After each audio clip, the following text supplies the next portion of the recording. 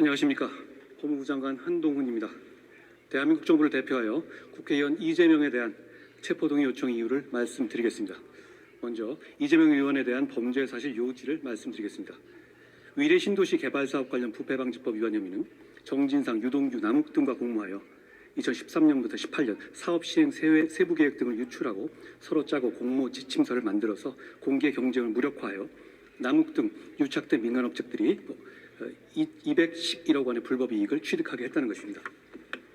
대장동 개발사업 관련 특경법상 배임 이해충돌 방지법 위반 혐의는 정진상, 유동규, 김만배 등과 공모하여 2014년부터 김만배 등 유착된 민간 사업자들에게 이하 김만배 일당이라 약칭하겠습니다. 사업 시행 계획 등을 유출하고 공모 지침서를 만드는 등의 방법으로 김만배 일당을 사업 시행자로 선정한 후 그들 청탁에 따라서 용적률 상향 등 이익 극대화 조치를 해줌으로써 김만배 일당이 7,886억 원의 불법 이익을 취득하게 하고 피해자 성남시에 4,895억 원의 손해를 가하였다는 겁니다.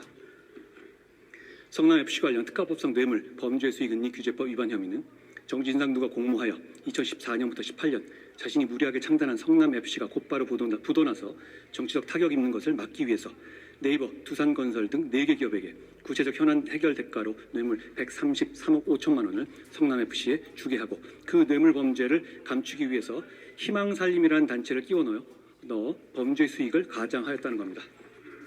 이제부터 각각의 혐의들에 대해 설명드리겠습니다.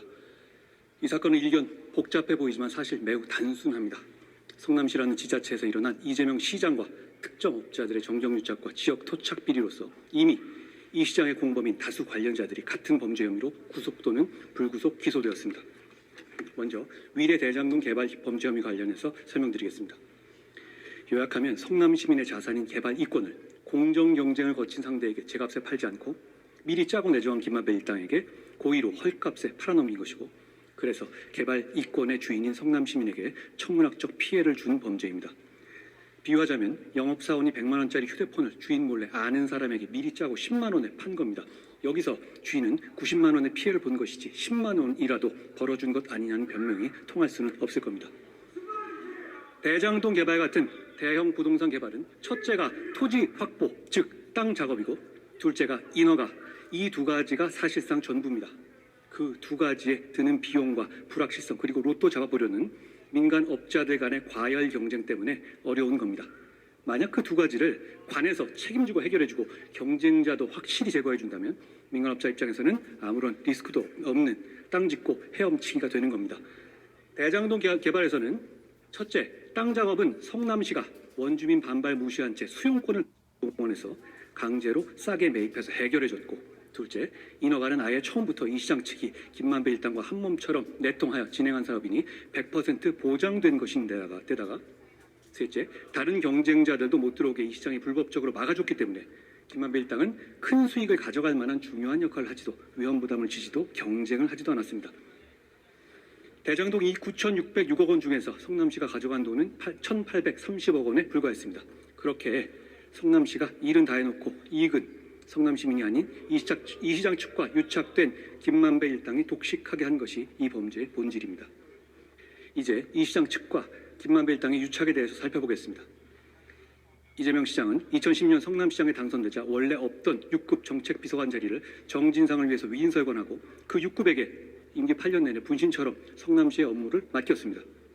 이 시장은 선거를 도와준 유동규에게 성남시 시설관리공단과 도시개발공사 기획본부장 자리를 주고 공사 사장 등 정상적인 보고 체계를 무력화하고 정진상과 자신에게 직보하게 했습니다. 그런 정진상과 김용, 유동규 그리고 김만배는 의형제를 맺고 대장동 개발사업자의 사업자 선정을 약속했습니다. 김만배 일당은 이재명 지지 댓글 작업을 하고 방송기자를 통해서 경쟁 후보를 공격하고 종교단체에 돈을 주는 등 이 시장 선거를 지원했습니다. 2014년 성남시장 선거 당시에 정진상과 김용은 김만배 일당으로부터 뇌물 수억 원을 받았고, 김용은 2021년 이재명 대선 경선 자금으로 8억 원이 넘는 돈을 받아 구속되었습니다. 정진상은 유동규와 김만배와 대장동 특혜 대가로 428억 원의 뇌물을 받기로 약속한 범죄 혐의가 소명되어 법원에서 구속영장이 발부됐습니다. 위례 대장동 사업에서 이 시장 측은 다양한 사기적 수법들을 동원했습니다. 첫째, 이 시장은 대장동 원주민으로부터 강제로 땅을 수용할 때는 이미 확정된 서판교 터널 개통 사실을 고의로 숨겨서 땅값 상승 반영 없이 싸게 사게 해주고 불과 몇 달 뒤에 김만배 일당이 그 땅을 팔아서 돈을 벌 때는 서판교 터널 개통으로 인한 땅값 상승을 반영하여 비싸게 팔게 해줬습니다. 둘째, 이 시장 측은 위례 대장동 공모지침서를 남욱, 김만배 등 일당과 함께 만들었습니다. 아예 수험생이 시험 문제를 직접 출제하게 한 겁니다. 셋째, 좀 더 편하게 내통하게 하기 위해서 김만배 일당 사람을 공사에 취업시켜서 공모지침서를 만드는 팀에 꽂아 넣기까지 했습니다. 넷째, 이 시장은 공모 자격에서 건설사를 원천적으로 배제해달라는 김만배 일당의 맞춤형 청탁까지 그대로 반영해서 경쟁 없는 사업자 선정과 독점 이익을 보장해줬습니다. 다섯째, 이 시장은 김만배 일당이 원하는 대로 용적률을 상향하고 임대아파트 비중을 줄여줬습니다. 여섯째, 김만배 일당이 주인인 특정 금전 신탁의 내역을 확인하고 폭증한 개발 이익을 성남시에서 가져와야 한다는 성남시 실무자들의 반대 의견이 묵살됐습니다. 일곱째, 이 시장이 하남시가 수익의 60% 이상 배당받은 사례를 보고받았지만 대장동 사업자를 선정할 때 수익의 70% 이상을 받아와야 한다는 성남시 실무진의 보고는 묵살됐습니다. 실제로 경쟁 사업자인 메리츠 컨소시엄은 공모 지침서 기준 외에 추가 이익을 공사에 배분하겠다고 제안한 바 있었습니다. 그런 사기적 내통의 결과 대장동에서 김만배 일당은 투자금으로 3억 5천만 원을 투자하고 그 2,000배가 넘는 7,886억 원이라는 천문학적 수익을 실제로 챙겼습니다. 아시다시피 국민 모두가 공분한 지점입니다. 성남시가 땅 작업에 수용권 행사해주고 인허가 원하는 대로 책임져주고 경쟁사까지 다 막아줬는데 김만배 일당이 뭘 했다고 성남 시민에게 돌아가야 할 돈 수천억 원을 가져가야 한다는 말입니까? 시민 입장에서는 단군 일의 최대 치적이 아니라 단군 일의 최대 손해라는 말이 어울린다 하겠습니다.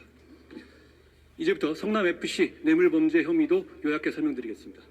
이 시장은 성남시장 재선을 위한 치적을 위해서 운영자금도 확보해두지 못한 상태에서 무리하게 성남FC를 창단했습니다만 그야말로 곧바로 부도 위기를 맞았습니다.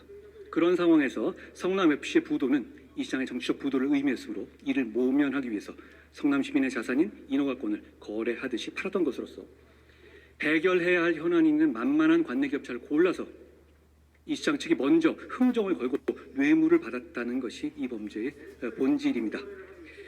그 기업체들이 먼저 접근한 것이 전혀 아니었습니다. 두산건설은 용도 변경과 용적률 상향, 네이버는 건축 인허가 용적률 상향, 진출입로 변경, 차병원그룹은 부지매각 용도 변경 용적률 상향, 푸른위례는 분양가 심의, 아파트 준공 승인 등이 거래 대상이었고 이 시장이 실제로 다 들어줬습니다. 그 대가가 바로 133억 원이 넘는 현금 뇌물이었습니다. 그 과정에서 희극적 상황들이 속출했습니다. 첫째, 네이버는 축구팀 광고비 명목으로 수십억 원을 내면서도 광고를 하기는커녕 외부에서 모르게 비밀로 하려고 전전긍긍했습니다. 기업이 광고비 내고도 광고를 비밀로 하기를 원했다는 사실이 이 돈의 실질이 부정한 돈이라는 것을 단적으로 보여주는 것입니다. 둘째, 후불제 뇌물, 할부식 뇌물 방식으로 뇌물이 지급됐습니다. 기업들이 이재명 시장 믿지 못하고 약속한 청탁을 실제로 들어주는 것을 건건히 확인하고 나서야 뇌물을 지급한 것이었습니다. 불법의 대가성이 이렇게 명확하고 노골적이었습니다. 셋째, 성남FC는 이 시장의 선거 지원과 측근들을 챙기는 용도로도 활용됐습니다. 이 시장은 각종 지지단체나 선거 캠프에서 활동한 사람들을 성남FC의 이사나 감사 직원으로 채용했고 실제 광고비 모금에 기여하지 않았는데도 급여나 성과금으로 수억 원씩 지급하고 다시 선거 캠프나 정치적 행사, 후원금 모집에 동원하기도 했습니다. 인허가는 사고 팔 수 있는 물건이어서는 안 됩니다. 그렇게 된다면 돈 있고 빽 있는 사람만 인허가를 받을 수 있게 됩니다. 결국 성남FC 사건은 이재명 시장이 성남 시민의 자산인 인허가권을 사유하여 현안 있는 기업들을 타겟으로 노골적인 인허가 장사를 한 것이었습니다. 이런 이 시장의 인허가 장사 결과 두산건설은 토지 매입 대금 대비 40배가 넘는 이익, 즉 126억 원에 매입한 토지로부터 5,493억 원의 개발이익을 얻었습니다. 일각에서는 이 시장 본인이 돈 직접 받지 않았으니 죄 없다고 아직도 주장하지만 제3자 뇌물죄는 본인이 한 푼도 받지 않아야 하는 것이고 한 푼이라도 받으면 단순 뇌물죄가 되는 겁니다. 이제 증거에 대해서 설명드리겠습니다. 이 사건의 특별한 점은 범죄가 장기간에 걸쳐서 공적 외형을 갖춘 채 진행되어 성남시와 그 상대인 기업들에게 범죄 혐의를 입증할 내부 자료, 즉 물적 증거가 많이 남아있다는 점입니다. 그런 방대한 물적 증거들 중에서 극히 일부만을 제가 예시하겠습니다. 위례 대장동 관련입니다. 이 시장은 최종 결정권자로서 김만배 일당의 청탁을 그대로 들어줬고 그 과정에서 직접 보고받고 자필로 서명한 문서 등이 물적 증거로서 다수 확보되었습니다.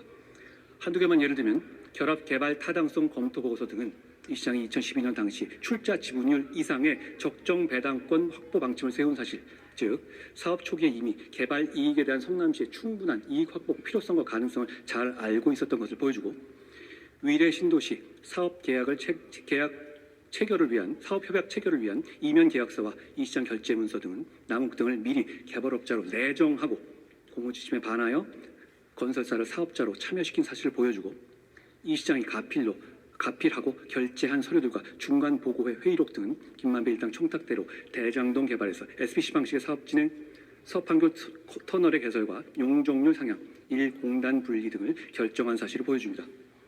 성남FC 관련입니다.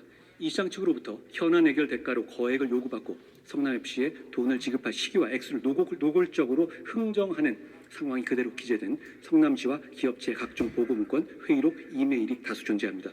역시 한두 개만 예를 들면 2014년 네이버와 정진상 회의록에는 이 시장이 성남FC 재정 문제를 고민 중이고 네이버가 직접 성남FC를 후원하는 것을 부담스러워한다는 것을 이 시장도 알고 있다는 내용과 성남시장 임기 내 연 20억 원씩 3년간 줄 것을 네이버에 요구하는 내용까지 담겨 있고 2015년 2월 네이버의 후원금 지급 일정 계획 검토 등 네이버 내부 자료에는 인허가의 단계에 맞춰서 40억 원을 4회에 걸쳐서 분할 지급하는 후불제 할부식 뇌물 지급의 구체적 계획이 드러나 있습니다.